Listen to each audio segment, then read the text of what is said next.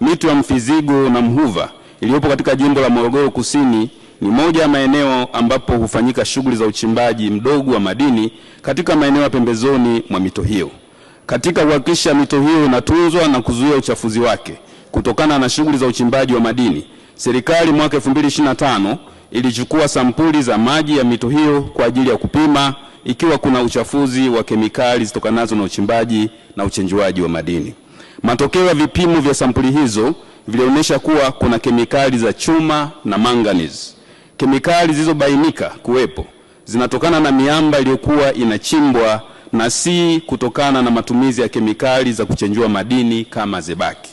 Mheshimiwa Spika, aidha serikali itaendelea kuchukua hatua kulinda vyanzo vya maji na mito ikiwemo mito ya Mfizigo na Mhuva katika mazingira ya Morogoro Kusini kwa kuzingatia sheria mazingira mwaka 2004 na sheria rasilimali za maji ya mwaka 2009. Mheshimiwa Zuberi. Asante Mheshimiwa Spika. Asante kwa majibu mazuri ya serikali. Lakini nina swali moja la nyongeza.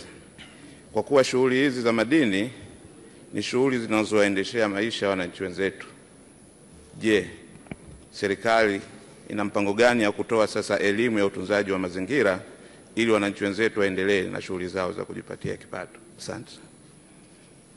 Mheshimiwa Waziri. Asante sana Mheshimiwa Spika. Ni kweli kwamba shughuli za madini ni shughuli muhimu kwa uchumi wa nchi yetu na wananchi, na sisi ofisi ya Makamu wa Rais Muungano na Mazingira kwa kushirikiana na Wizara ya Madini na wizara zote zenye mnasaba na masuala ya mazingira na madini, tutaendelea kwanza kuhakikisha kwamba tunatoa elimu kwa wananchi na wachimbaji wote wa madini ili kuzingatia sheria na taratibu za uhifadhi wa mazingira ili kuwa na uchimbaji wa madini na uhifadhi wa mazingira endelevu. Mheshimiwa Alan Mvano. Nakushukuru sana Mheshimiwa Spika kwa kunipa nafasi ya kuuliza swali la nyongeza. Kwenye wilaya ya Kakonko kwenye mkoa wa Kigoma tuna uchimbaji wa madini ya dhahabu kwenye kata ya Nyamtukuza, vijiji vya Nyamtukuza, maeneo ya Nyamwilonge. Tarehe 10 Disemba tulikwenda na mkuu wa mkoa pale na akazuia shughuli za uchimbaji kwa sababu zilikuwa zinakiuka sheria za mazingira na zinaathiri wananchi wa vijiji zaidi ya 7, Kihomoka, Kumwiando na vijiji vingine vya Bwera mpaka Nyamwilonge kule. Sasa hatua gani zimechukuliwa na serikali ili kunusuru maisha ya wananchi hao kwa sababu mto ule haufai kabisa kwa matumizi ya binadamu? Nashukuru Mheshimiwa Spika. Mheshimiwa Waziri kwa kifupi. Mheshimiwa Spika, kwanza nimhakikishie Mheshimiwa mbunge kwamba swala la uchimbaji wa madini linaendeshwa kwa mujibu wa sheria na swala la uhifadhi wa mazingira linasimamiwa kwa mujibu wa sheria sura 191.